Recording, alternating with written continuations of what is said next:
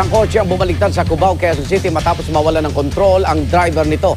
Ayon po sa driver, may sira na ang kanyang sasakyan pero hinala ng mga pulis, mabilis ang takbo ng kotse. Darito ang report ni Oscar Oida.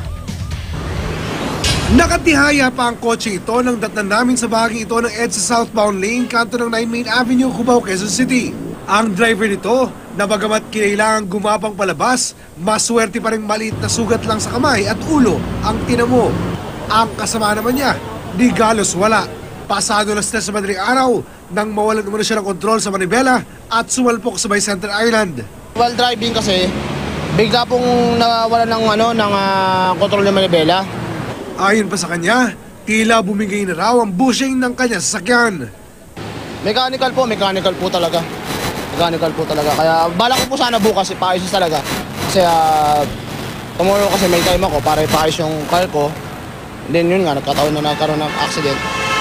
Pero ayon sa mga responding police, di titihaya ng gano'n ang naturang sasakyan kung hindi mabilis ang takbo nito.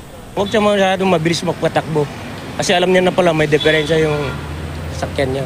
Responsibilidad umano ng may-ari na tsaking na sa kondisyon ng sasakyan sa tuwing ilalabas ito.